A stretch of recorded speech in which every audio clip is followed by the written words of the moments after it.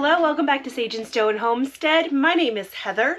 So we haven't seen the garden in a couple weeks. We had our first freeze. Really, it was about 2 weeks ago, and a lot of stuff in the garden died, but some of it did not. Before I show you that update though, I do need to start what I like to call my garden backup of the winter.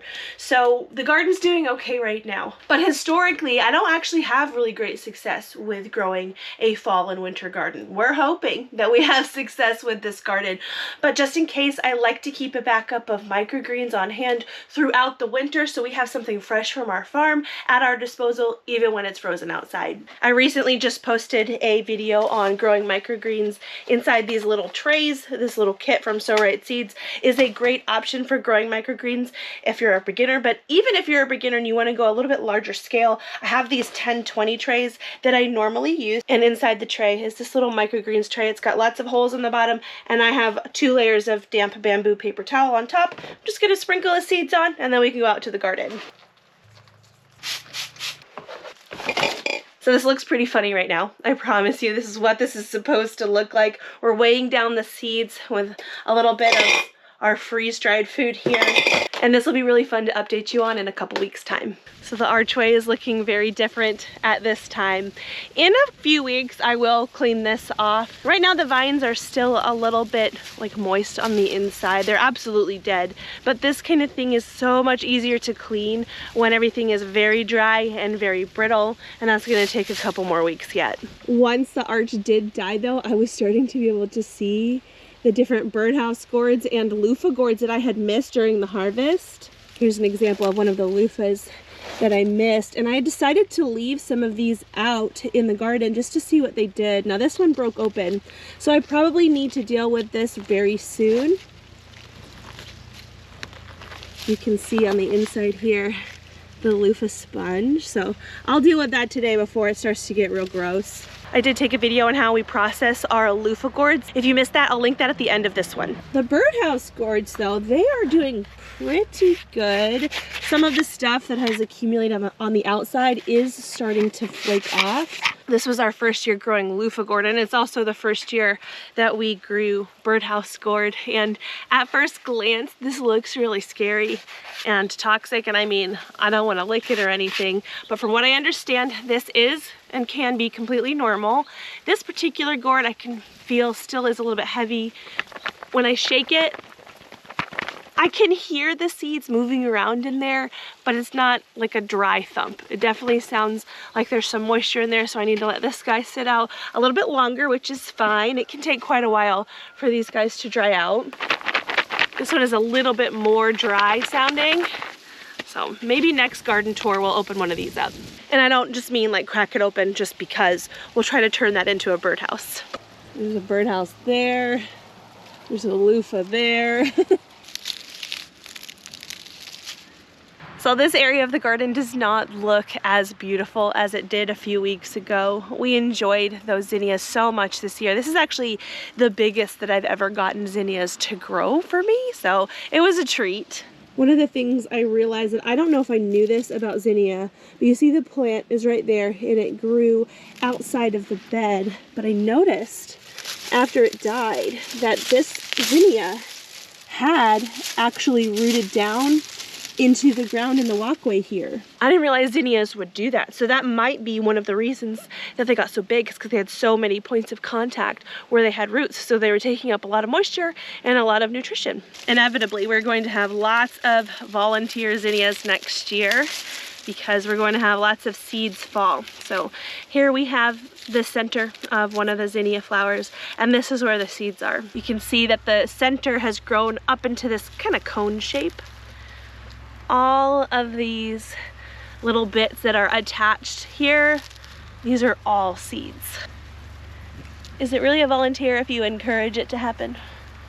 I mean, I guess. Over here on the other side of the zinnia is the bed that I really hoped to get through our freeze. And this is our lettuce bed that we just kind of scattered seeds out on. All of these lettuces came through. I actually had harvested them down quite a bit. I don't know if you remember, but we took them down to about maybe a 2-inch stub, and look how lovely they've grown back.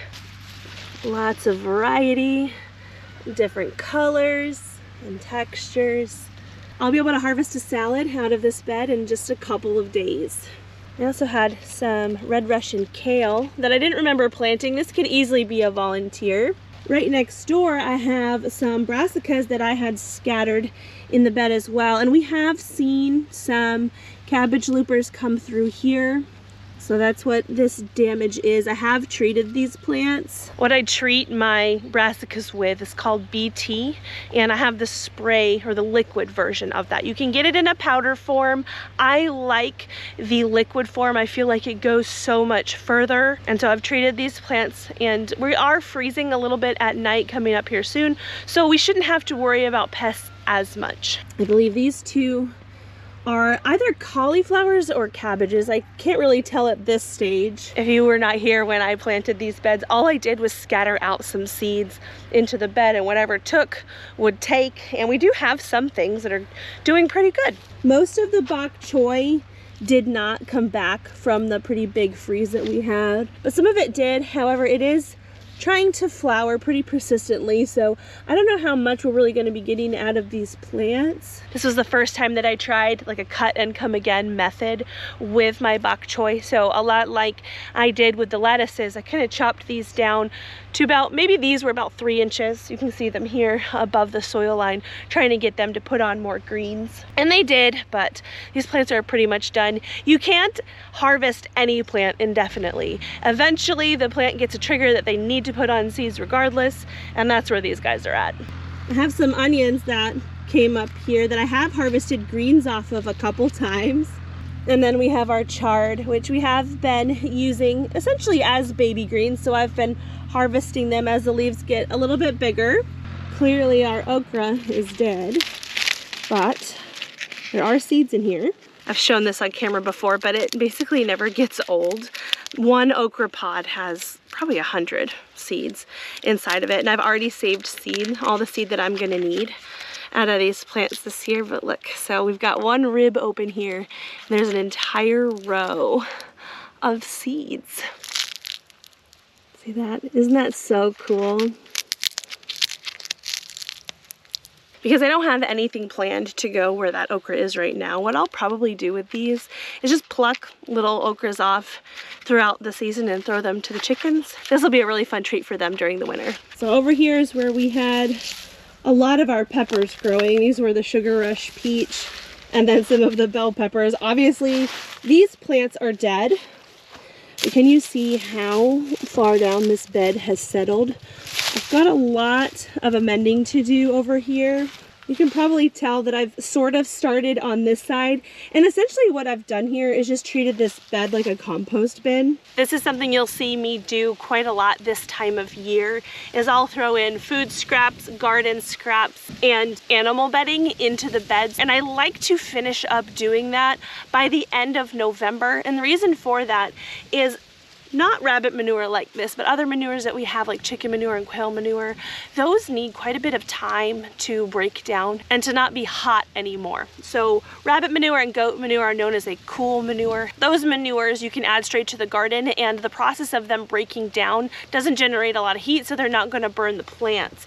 Chicken manure and quail manure, those are known as hot manures. I believe cow manure is the same. It also needs some time to break down and become cool, and that time is generally about 6 months. So between November and then when we need to plant this bed in April is a really good time for them to break down right here in the bed. So I will be adding some manures and more things into this bed, and we should be able to refill this without any outside inputs, which is awesome. When you do compost anything down, it is really ideal to get it broken down into as small bits as possible. I haven't exactly done that here, but when I break down these plants, I will do that. This just increases the surface area of the materials and helps them break down a little bit faster. Here we had some more peppers, some eggplant, and some tomatoes. All of these are very frost tender, so this whole section here is all dead. But just like with the Archway, this is gonna be a lot easier to clean off. In a few more weeks, there's still like a little bit of moisture in here. It's easier when it's drier. Back here is a very neglected section of the garden. Now some of this looks as it should, because that down there, that is asparagus. But right here, this is a strawberry bed.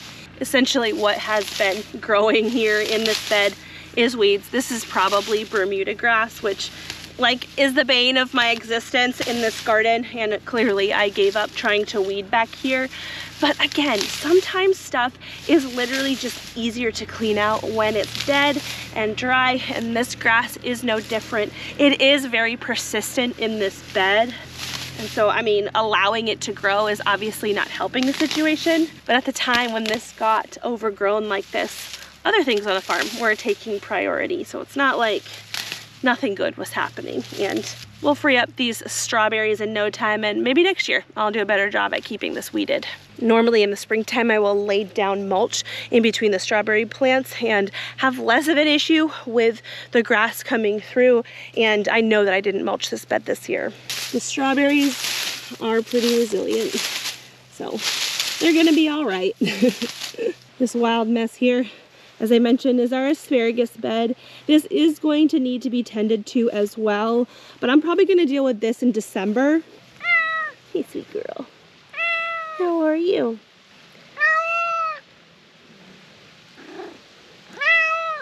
You're a good girl. The blackberry patch over here too, it had gotten a little bit weedy, but now that things have frozen and died, the blackberries are really starting to come back through, and I do need to deal with these as well. So blackberries do need a little bit of pruning, or at least it's good to prune them a little bit. That is likely going to happen in December as well, because these guys will be fine waiting.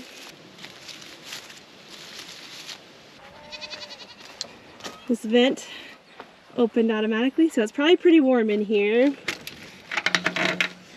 We do have the sides up, but because this greenhouse is a low sidewall greenhouse, it doesn't get as much airflow as some of the taller ones. I did not want to buy one of the big, tall, high sidewall greenhouses because we just have way too crazy of a wind situation here on our farm, and that would just make me too nervous. This makes me nervous enough. I'm gonna open the doors during the day, most days.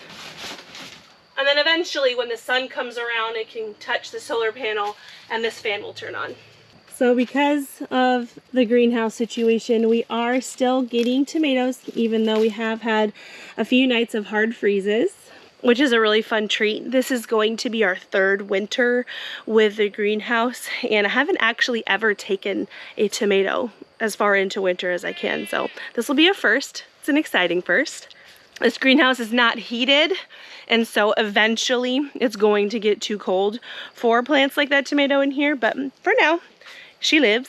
And as you can see, our Brussels sprout row right here is starting to grow upwards. We're seeing a lot of green up above the ground. Same problems are happening in here as happened in the raised bed gardens. So we do have a little bit of cabbage looper damage, but I sprayed these with BT as well. And one of the benefits to growing in a covered environment like this, besides being able to protect plants from cold weather, is the fact that whatever I happen to treat the plants with, it doesn't wash away when it rains because everything is protected from here. So our treatments and things that we put on the plants, they last a lot longer, which has a lot of value. So yes, the Brussels sprouts are getting bigger. This here on the next row is some cauliflower. We've got some shelling peas over here, which have really started to grab onto the trellis finally, and they're growing well. We should see flowers very soon.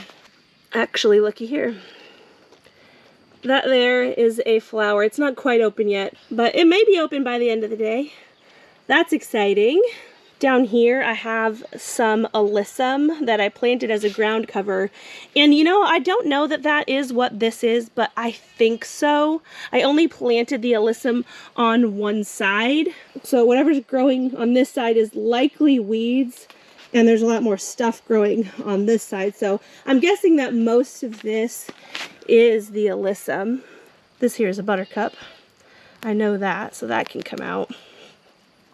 We do also have some germination of our calendulas. This is another winter flower, or a frost-tolerant flower.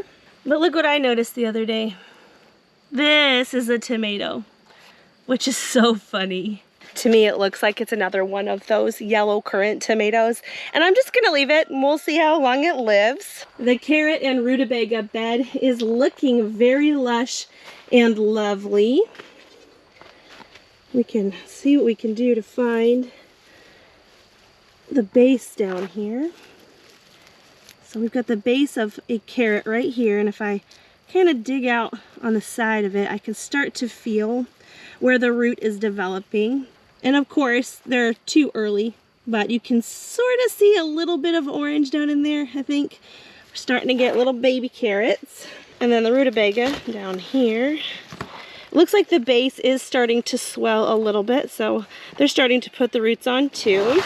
A lot of plants that grow up above the ground, it's pretty easy to tell when they're ready to harvest. Roots, not so much, though. We do have that tell at the surface level. We can see how wide the root is, so in general we can tell when they're ready to harvest. With these carrots, I'm gonna want them to be at least an inch wide, maybe a little bit wider, and with the rutabagas, that's going to be hit or miss as well. I do have varying sizes of rutabagas, but generally around baseball-ish size is about the minimum. And this last row in here is broccoli. I do not have a great track record with broccoli, though I have had a little bit of success before. One of the issues that I have with broccoli is our winters, they can come on hard and fast like they did a couple weeks ago, but then it lets up, and really there was 2 days last week where our high was 85. And so in the greenhouse, with the limited airflow that we have here, with the shade cloth off, it gets to at least that. Sometimes it gets a little bit warmer, and brassica plants like this, plants that normally do well in cool weather, they'll live at those temperatures. But problem is, those temperatures can signal them to go to flower instead of put on that head. And obviously that's not what we want. We don't want to eat flowers. We want to eat those beautiful big broccoli heads. It doesn't look like these guys have been triggered to bolt, as they call it, or triggered to flower. So that's good. I'm being cautiously optimistic. While I haven't had much success with broccoli, I have had quite a lot of success with cauliflower. You'd think that they would be really similar in their growing trends, but really I find that cauliflower is a lot more forgiving. There's a variety of cauliflower that I've grown a lot that really is more textured like a broccoli. It's called Purple of Sicily cauliflower, but again, it's more textured like a broccoli. I didn't plant any of that this fall. That does very well for me in the springtime, so I'm reserving it for that. But just a note, if you have trouble with broccoli as well, try that variety of cauliflower. I think you'll like it. Over here on the east side of the greenhouse, I have quite a few things that are frost tender, still growing over here. This is a lima bean plant, and you can see that we have a little bit of burning that went on here. We actually had a night that was in the high 30s a couple of weeks ago, and I didn't think that it was going to frost, so I left the sides up on the greenhouse, and a little bit of frost did creep in here. Now it was very, very, very light, and so the plants that are in here did get a little bit of damage, but not enough to completely kill them off, which is good. I was hoping to get these limas as far into winter as I could as well. The Lima bush beans, I mean, there's no hope left for these. I've left on a lot of the beans so that they can dry up on the plant and I can use the seed next season. And you can probably see some small little plants here in this row. I did finally transplant out these purple cabbages. Because they did spend such a long time in those seedling pots, they did get a little bit choked out for nutrition, so they're quite small. They should bounce back fine. Actually, I planted these right after the last garden tour a couple weeks ago, and I have noticed that they have grown, so they're gonna be fine. One of the differences, though, between this side of the greenhouse and the other side is I have not pulled back the weed fabric on this side of the greenhouse and amended the rows. As I mentioned, for the raised bed garden, we like to use a lot of compost from our farm in order to amend our garden spaces, but I ran out of time this season. We just have a lot going on our homestead, and sometimes things like this just don't happen. There can be any number of reasons that a garden doesn't get amended as ideally as it should, but that doesn't necessarily mean that you can't plant in that space. I had these starts already planted, and I want them to grow. Obviously, we want the food out of them. So one of the things that I do sometimes when I find myself a little bit strapped where I can't do things as ideally as I'd like to is I will buy these Job's Fertilizer Spikes and put one of these in each planting hole next to the plant. What I like to do is transplant the plant out, let it get settled before I put these in. The back of this fertilizer spike says to put 2 spikes per plant. I've only ever put 1 spike per plant, and that's fine because, I mean, this row isn't completely void of nutrition, but it does need a boost. So this says that it's for tomatoes. You can really use it for any vegetable. They have different versions of these spikes, but this is literally the only one that my store had. And it's gonna work great, and there's a good balance of nutrition in these for these plants. And all I'm gonna do down here is take one of these spikes, put it in, not completely right up next to the plant, but down into the soil where the roots can reach it. And that's all. As our drip irrigation runs, it's going to help dissolve that fertilizer, and the plant will uptake the nutrition. This one is not a cabbage, this is a cauliflower. Get that in there.